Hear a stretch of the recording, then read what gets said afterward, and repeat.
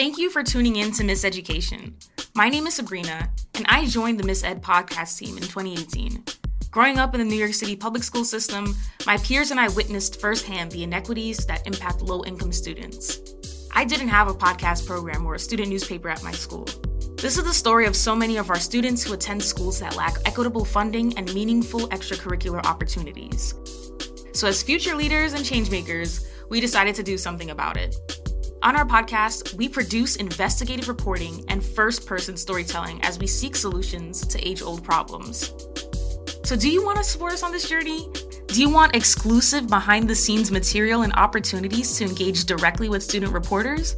Then join us on Patreon. For just $5 a month, you can become a Miseducation All-Star, helping students like me change the world one episode at a time. Just go to patreon.com/bellvoices. Hi everyone, this is Sabrina. Good morning. Yes. It is now 6:20. So, just waking up. I went to bed around like 3 last night because me and my roomies were studying for my stats midterm. So really glad I didn't press that snooze button like I normally do. So I booked my 6:55 LIR ticket. Why is Sabrina getting up at 6 on just 3 hours of sleep the day of her big stats exam at Stony Brook to catch the Long Island Railroad into the city? Because we have big news to share. Big enough to draw both of us out of podcast hosting retirement to deliver a special episode. I'm Taylor McGraw, Executive Director of The Bell. Sabrina, as all of you longtime listeners will recall, was my co-host for Season 2 of Miseducation back when she was in high school. She's in college now, all grown up, and Sabrina, it's great to see you. Hi, everybody. I'm here. I'm so grateful to be back. This has just been a crazy few years, especially with the pandemic. But, I am now in my senior year of college, and I have had an amazing experience in spite of everything. And I'm really glad to be back. So it feels like old times. So back in 2018, Sabrina and I, along with Hoops legend Terrence Freeman, I got the ball, and when I shot, it went directly up into the air. It didn't go anywhere. reported a story called Who Gets to Play? So that story featured Bronx students and their athletic director and dean, David Garcia Rosen.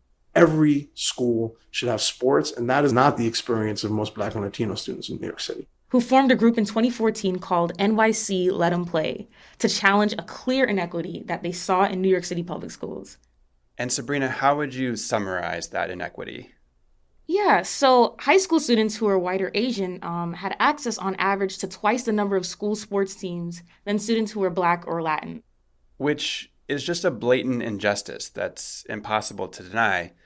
But I remember David and Shafu, who was one of the NYC Let 'Em Play student leaders featured in our 2018 episode, talking about how they would just get stonewalled every time they tried to get the DOE or the Public School Athletic League, the PSAL, to fix the problem. And of course, it all boiled over at their big protest. So once the hearing started, Chancellor Ferrier started talking. This is Shafu describing a March 2015 education budget hearing at City Hall. We stand up and we started talking, and the security came in, they kicked us out. They were even trying to arrest some of us. Let's go to a completely segregated high school. Let's go. Folks, if you do not leave the chambers, you will be arrested. Walk out of the chamber. Your PSAL is separate and unequal. After that, we all chant, civil rights matter. Civil rights matter. Civil rights matter. Civil rights matter. Civil rights matter. The students hold their fists in the air as they're being escorted out of the chambers.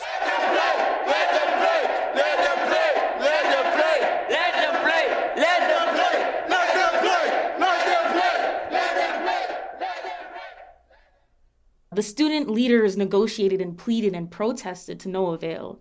But eventually, they linked up with New York lawyers for the public interest and formed the Fair Play Coalition to figure out next steps. 2018, I was a regular old high school student, and David Garcia, my athletic director at the time, said, like, hey, do you want to join Fair Play? This is Matthew Diaz, who was a student at the Bronx Academy of Letters, where David worked. Matt was already a student leader with Integrate NYC, fighting against school segregation.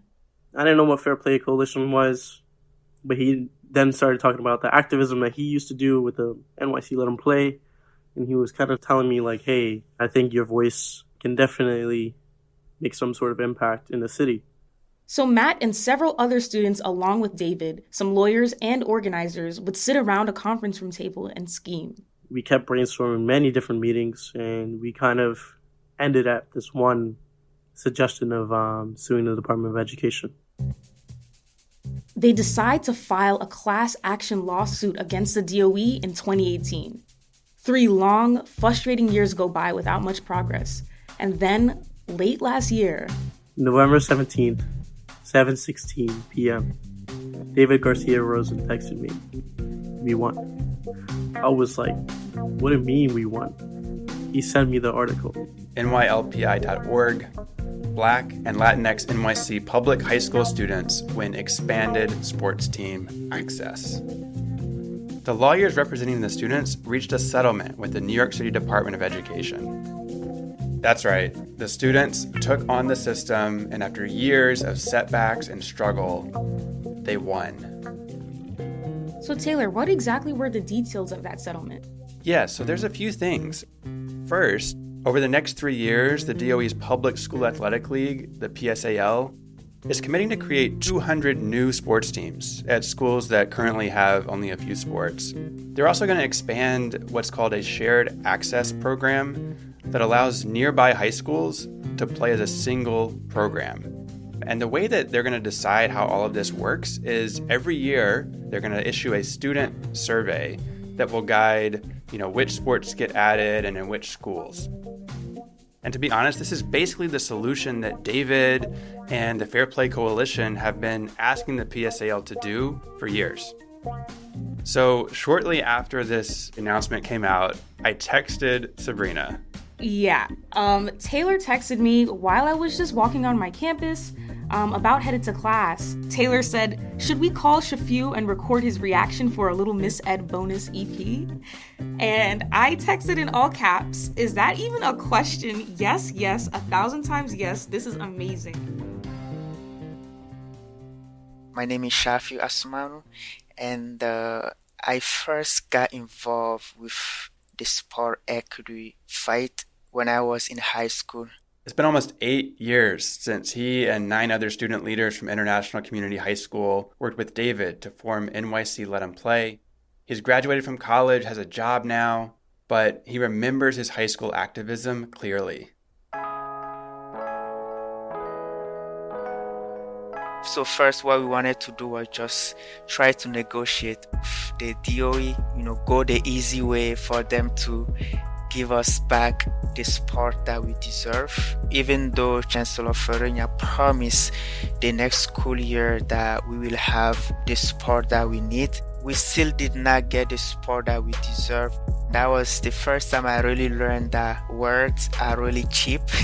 Even though most of us believe that this was the right thing to do, there was also a little voice inside of us telling us that, you guys are doing the wrong thing, being kicked out of City Hall for fighting for our right.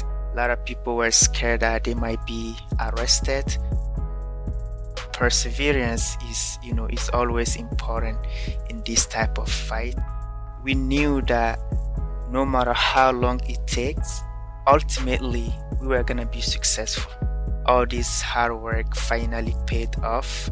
I really don't know what to say other than, we did it.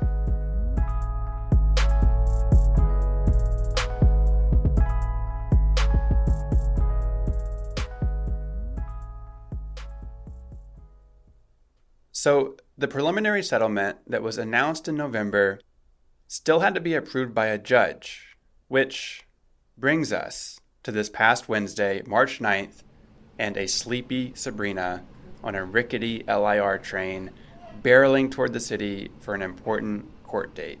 The way I ran to catch this train. Oh, man.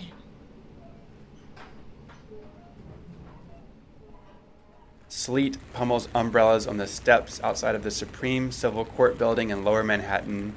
Inside, a judge will decide if the settlement that Fair Play's legal team has reached with the DOE is fair. Sabrina, audio recorder in tow, meets up with Renika Jack, another Miseducation student reporter who was there on the scene and who you'll be hearing a lot more from in the months ahead.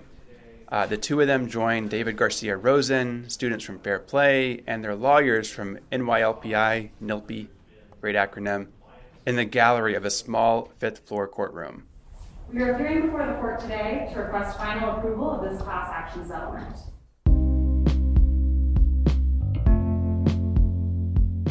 As the court will recall, the settlement seeks to resolve a class action discrimination lawsuit brought under the New York City Human Rights Law and remedy the unequal access to public school athletic league sports teams faced by Black and Latinx students in New York City's public school system. Okay, so with that, thank you everyone for coming in person,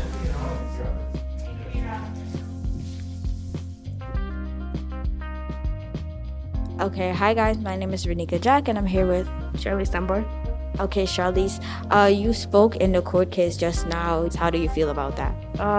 I feel good about it because it made me feel like I was heard as a student. Just knowing that I'm able to be like an advocate for other students is actually really exciting. So I'm here with Jenny Velos. I'm the lead kind of like adult organizer of Fair Play, which is just a bunch of youth advocates, adult allies who pretty much fight for equal access to sports for all Black and Latinx public high school students. Yeah, so how do you feel about today?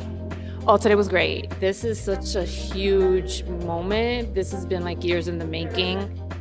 I want to thank all New York City high school students who saw this as an issue and who were like, this isn't right. And we need to do something about it. And they did something about it. And this is kind of like the culmination of them doing something about it. We need to make sure that DOE and the PSAL are doing what they're supposed to be doing and that they keep doing what they're supposed to be doing and kind of like hold them accountable for it. So Fair Play is going to keep going.